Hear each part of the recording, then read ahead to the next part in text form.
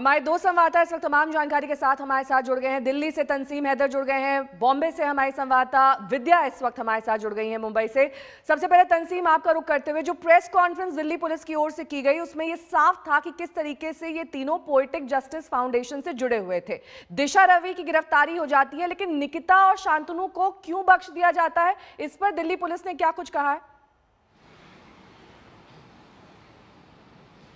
देखिए, दिल्ली पुलिस का साफ कहना था कि सबसे पहले गिरफ्तारी की जद में निकिता जैकब को ही आना था, लेकिन जब तक दिल्ली पुलिस उसके पूछताछ के लिए पहुंची तब तक वहां पे काफ़ी वक्त हो चुका था। लिहाजा उन्होंने अंडरटेकिंग ले ली थी, लिखित तौर पे सारी बातें लिखवा ली गई थी और उससे साइन भी कराए गए थे, उनके वकीलों से भी साइन करा लिए गए थे। उनका दिल्ली पुलिस का ये कहना था कि किसी भी हालत में वो अपने गैजेट्स में से, अपने मोबाइल में से कोई भी डेटा डिलीट नहीं करेंगी। लेकिन मुझे ऐसा लगता है कि यहाँ पे दिल्ली पुलिस ने एक बड़ी लापरवाही की। अगर आप किसी भी इतने बड़े मामले में किसी एक्यूज़ के सर्च के लिए जा रहे हैं और आपके पास वारंट मौजूद है, तो आपको और ये आप जानते हैं कि मामला संगीन है और जो आरोपी है वो खुद पेशे से एक्टिविस्ट है, वकील है, तो वो अपनी जगह से स्किप हो सकता है। लिहाजा मुझे लगता है कि दिल्ली पुलिस ने यहाँ पे कोई ना कोई ऐसी लापरवाही बरती है जिसके चलते निकिता जैकब अब पुलिस के हाथ से फिसल चुकी है और पुलिस ने उनके बदले दिशा रवि को गिरफ्तार किया है। अब जाहिर है, अब दिल्ली पुलिस को इंतज़ार है कोर्ट के आदेशों का, क्योंकि दोनों ही शांतनु की एंटीसिपेटरी बेल और निकिता की भी बेल लगी हुई है कोर्ट में। तो जब तक अब इसका इंतजार किया जा रहा है कि सेकंड हाफ में जो भी फैसला आएगा उसके बाद दिल्ली पुलिस अपना एक्शन जो है वो चालू करेगी। ठीक है, लौटूंगी मैं आपके पास तंसीम। विद्या हमारी संवाददाता मुंबई से हमारे साथ जुड़ गई। विद्या, कितने बजे मुंबई हाईकोर्ट में अग्रिम जमानत पर सुनवाई होगी, और जो कल रेड की गई थी शांतनु के घर पे, उसमें क्या कुछ हासिल हुआ है पुलिस को? जी देखिए, शांतनु का साफ साफ कहना है कि सिर्फ कल ही नहीं, पिछले 3 दिनों से, यानी कि तकरीबन 11 तारीख से ही जो दिल्ली पुलिस की टीम है वो उनके घर पर इंतज़ार कर रही है। उनका पूछताछ हो रही है, उनके बूढ़े माँ बाप पर जोर बनाया जा रहा है और इसी वजह से वो औरंगाबाद हाईकोर्ट का जो बेंच है, बॉम्बे हाईकोर्ट का, उसके पास वो पहुँचे हैं और उससे गुहार लगा रहे हैं कि उन्हें किसी तरह की राहत दी जाए। निकिता जैकब और शांतनु दोनों के जो याचिकाएं हैं उस पर यह जो सुनवाई है वो तकरीबन शाम के समय में होगी और उसी वजह से फिलहाल अदालत ने, हालांकि औरंगाबाद में तो बॉटम ऑफ द बेंच रखा है, यानी कि पूरी दिन की सुनवाई के बाद शांतनु का जो पिटीशन है उस पर ज़रूर सुनवाई होगी।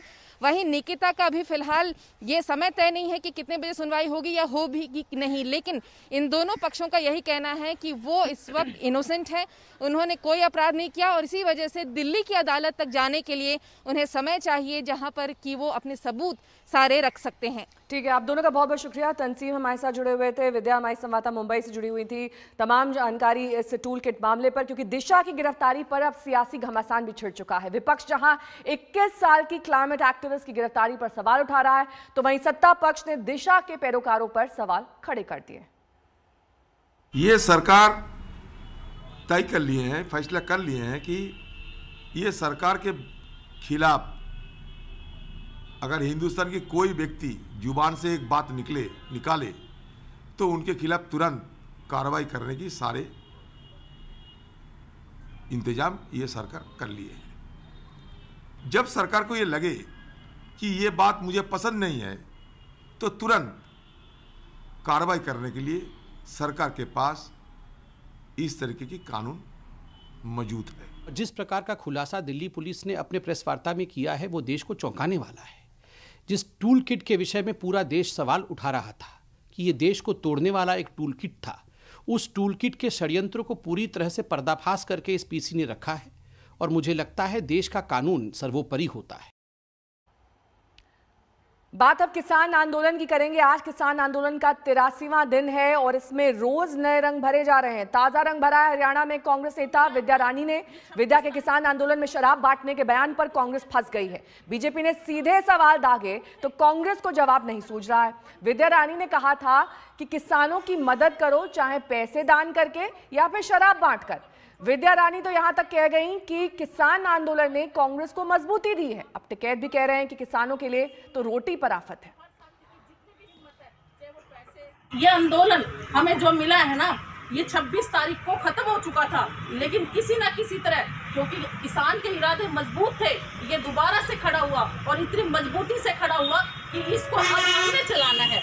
किसानों ने तो अपनी किसी तरह की कोई कमी नहीं छोड़ी, हर जगह उन्होंने खाने का, पीने का, हर तरह से जितना उनके बल था वो काम किया। मैं तो यही कहूँगी कि हर साथी की जितनी भी हिम्मत है, चाहे वो पैसे रुपए से दान कर सकता है, सब्जियों से दान कर सकता है, घी का दान कर सकता है, जैसे शराब का भी कर सकते हैं, सारी तरह से मैं कहती हूँ जिस तरह से जिसका जो भी सहयोग बनता है करें और इस आंदोलन को बढ़ाएं। ये आंदोलन केवल एक किसान का नहीं है, ये हमारा सबका है और इसका फर्क हम सब पर पड़ेगा। कोई नेता इस प्रकार का बयान दे और इस प्रकार की जानकारी सामने आए कि दारू बांटी जाए या देसी घी दो, जो चाहिए पैसा चाहिए, तो इससे क्या निकलता है कि कहीं ना कहीं कांग्रेस पार्टी का हाथ है, राजनीतिक तत्वों की तरह वो काम कर रहे हैं और वो चाहते हैं इस प्रकार के मूवमेंट हो। असली किसान उसकी अलग बात होती है और उन्होंने तो मना किया कि कोई राजनीतिक दल को आना नहीं चाहिए। तो कांग्रेस पार्टी के किस वरिष्ठ नेता ने ये उनको आदेश दिया है हरियाणा के नेता को कि दारू पैसे ये सब बांटे जाए? इसकी भी जानकारी पूरी होनी चाहिए सार्वजनिक।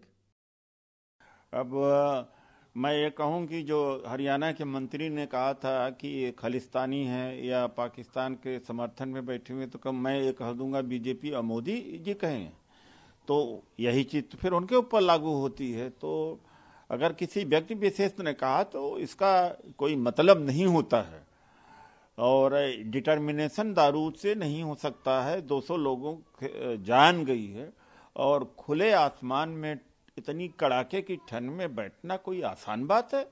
सबको दी जाऊँ यहाँ तो नहीं कोई दारू पीता ना, इस तरह का कोई प्रोग्राम है। हम तो इसके बहुत खिलाफ है दारू के। तो जिस तरह के बयानबाजी वो कर रही हैं तो और क्या पता भाई क्यों कर रही है बयानबाजी, उनका क्या मतलब आंदोलन से, उनका क्या मतलब आंदोलन से। तो आप लोग इसके बिल्कुल खिलाफत में हैं कि अच्छा दारू कोई यहाँ पी लगाने गए आंदोलन में, इसका बहुत तो है नहीं। रोटी खाने का भी किसान का, दारू पीने का है इसका बहुत है। तो पार्टी ये क्या लक्षण है यहाँ? तो पार्टी किस बात अब यूपी की सियासत की करेंगे। यूपी के सीएम योगी आदित्यनाथ आज बहराइच में सुहेलदेव स्मारक का भूमि पूजन करेंगे। सुबह 11 बजे पीएम मोदी वर्चुअल माध्यम से स्मारक का शिलान्यास करेंगे। कार्यक्रम से राजा सुहेलदेव की कर्मस्थली को नई पहचान दी जाएगी, लेकिन इसे सियासत से जोड़कर देखा जा रहा है।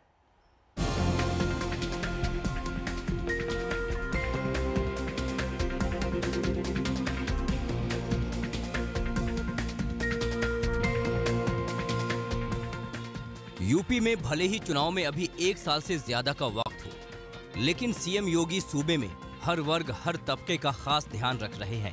इसी सिलसिले में सीएम योगी ने राजभर बिरादरी के सबसे बड़े महापुरुष महाराजा सुहेलदेव के जयंती पर उनके लिए स्मारक बनवाने का फैसला किया है। सीएम योगी आज बहराइच के चितौरा में रहेंगे और महाराजा सुहेलदेव के लिए बनने वाले स्मारक का भूमि पूजन करेंगे। इस बेहद खास कार्यक्रम में प्रधानमंत्री नरेंद्र मोदी भी वीडियो कॉन्फ्रेंसिंग के माध्यम से जुड़ेंगे और महाराजा सुहेलदेव के लिए बनने वाले स्मारक का शिलान्यास रखेंगे। उत्तर प्रदेश की सरकार महाराजा सुहेलदेव राजभर का एक भव्य स्मारक, साथ ही महाराजा सुहेलदेव के इतिहास को संरक्षित करने के लिए एक संग्रहालय और जिस चितौरा के मैदान में सैयद सलार मसूद और महाराजा सुहेलदेव राजभर के बीच में संग्राम हुआ था, उस चितौरा मैदान को पर्यटन के रूप में विकसित करने का फैसला हमारे श्रद्धेय मुख्यमंत्री जी ने लिया है। उत्तर प्रदेश के पूर्वांचल में करीब 40 ऐसी सीटें हैं जहां राजभरों का दबदबा है। महाराजा सुहेलदेव को राजभर बिरादरी के मान सम्मान का प्रतीक माना जाता है। वो इस जाति के लोगों के लिए सबसे बड़े महापुरुष भी हैं। इससे पहले भी महाराज सुहेलदेव के सम्मान में बीजेपी ने डाक टिकट जारी किया था। एक विशेष ट्रेन भी चलाई गई थी। अब की बार योगी सरकार ने महाराजा सुहेलदेव की जयंती को बड़े ही धूमधाम से मनाने का फैसला किया है। आज के इस कार्यक्रम से महाराजा सुहेलदेव की कर्मस्थली को अब एक अलग पहचान मिलेगी। लखनऊ से कुमार अभिषेक के साथ आज तक ब्यूरो। बात अब पश्चिम बंगाल की सियासत की करेंगे। पश्चिम बंगाल के लिए चुनावी साल है, लिहाजा सियासत यहां पर चरम पर है। कल सीएम ममता बनर्जी ने प्रदेश में 5 रुपए में खाने पीने की योजना शुरू की, लेकिन इस पर ममता आरोपों से घिर गई हैं।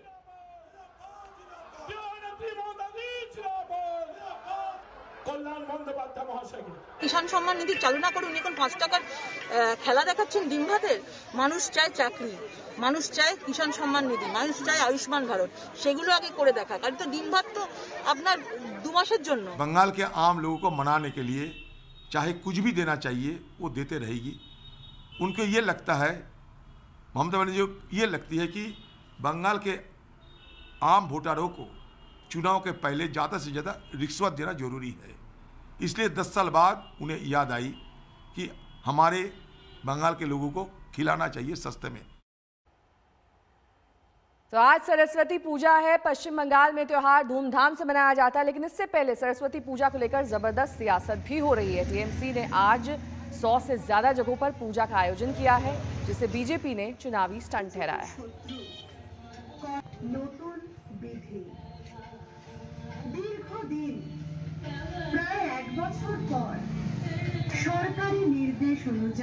हमारे संवाददाता अनुपम इस वक्त कोलकाता से हमारे साथ जुड़ गए हैं। अनुपम, क्या हर साल इसी तरह से सरस्वती पूजा का त्योहार मनता है, या फिर इस बार इस पर सियासत का रंग साफ तौर पर दिखाई दे रहा है, जो कि बीजेपी आरोप भी लगा रही है? जी देखिए, इस बार सियासी रंग पूरी तरह से चढ़ा हुआ है सरस्वती पूजा पर। सरस्वती पूजा बड़े ही धूमधाम से मनाई जाती है पश्चिम बंगाल में, लेकिन इस बार जो अंतर है वो ये है कि तृणमूल कांग्रेस की ओर से इस बार खुद सरस्वती पूजा आयोजित की जा रही है। सिर्फ हुगली जिले में ही 125 जगहों पर तृणमूल कांग्रेस की ओर से तृणमूल के नेताओं ने ये जो सरस्वती पूजा है इसका आयोजन किया है। और साथ ही जहां पे पंडाल बनाए गए हैं वहां पर जो ममता सरकार की परियोजनाएं हैं, चाहे वो सबुज साथी हो, चाहे वो हेल्थ कार्ड हो, इन सब परियोजनाओं को भी दर्शाया जा रहा है। तो एक तरह से जनसंयोग, दूसरी ओर से धर्म की राजनीति जो प्रमुख रूप से हावी हो चुकी है इस वक्त पश्चिम बंगाल की सियासत पर, वो देखने को मिल रही है। सिर्फ हुगली में नहीं, इसके अलावा पूरे पश्चिम बंगाल में भी जगह जगह टीएमसी की ओर से सरस्वती पूजा की जा रही है। ऐसे में बीजेपी भी पीछे नहीं है। आज बीजेपी की ओर से भी कई जगह बीजेपी के जो बड़े नेता हैं, चाहे वो दिलीप घोष हों, चाहे शुभेंदु अधिकारी हों, जगह जगह सरस्वती पूजा का उद्घाटन करने वाले हैं। और पिछले 2 दिनों से कल भी हमने देखा शुभेंदु अधिकारी ने कई जगह सरस्वती पूजा का उद्घाटन किया। इसके अलावा जो सरस्वती की तमाम जानकारी। सुशांत सिंह राजपूत के साथ फिल्म धोनी में काम कर चुके संदीप नाहर की खुदकुशी से हड़कंप मच गया। आपको बता दें, संदीप गोरेगांव वेस्ट के वसुंधरा अपार्टमेंट्स में पत्नी के साथ रहते थे। पुलिस के मुताबिक घर के कमरे से संदीप का शव पंखे से लटका मिला था। पुलिस के मुताबिक प्राथमिक जांच में कोई भी गड़बड़ी नजर नहीं आ रही और सुसाइड का ही ये मामला है। पोस्टमार्टम रिपोर्ट के आधार पर आगे की जांच की जाएगी। डीसीपी विशाल ठाकुर के मुताबिक संदीप नाहर ने फेसबुक पर कई वीडियो अपलोड किए थे, जिसमें वो पारिवारिक परेशानी का जिक्र कर रहे थे। उसकी भी जांच की जाएगी।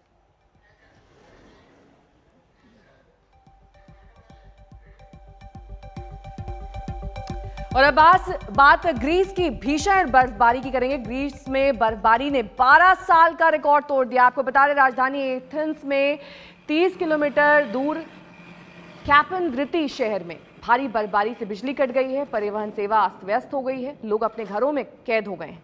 बर्फबारी से तापमान -20 डिग्री तक पहुंच गया है।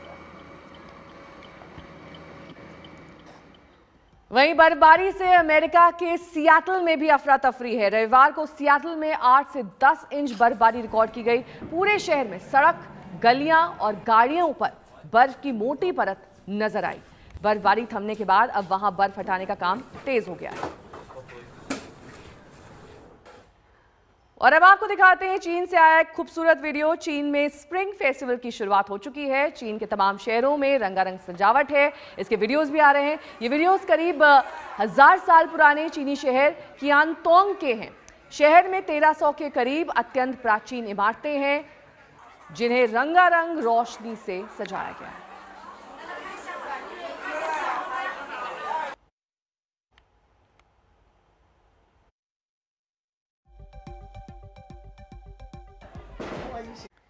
यहां रुकना होगा छोटे से ब्रेक के लिए। फौरन होंगे हाजिर कुछ और खबरों के साथ। आप बने रहे हमारे साथ, देखते रहिए आज तक। नमस्कार, मैं हूं अंजना ओम कश्यप। हमें उम्मीद है ये वीडियो आपको पसंद आया होगा। लेटेस्ट खबरों के लिए यूं ही देखते रहिए आज तक, और इस वीडियो के पसंद आने पर लाइक, शेयर एंड सब्सक्राइब करना ना भूलें।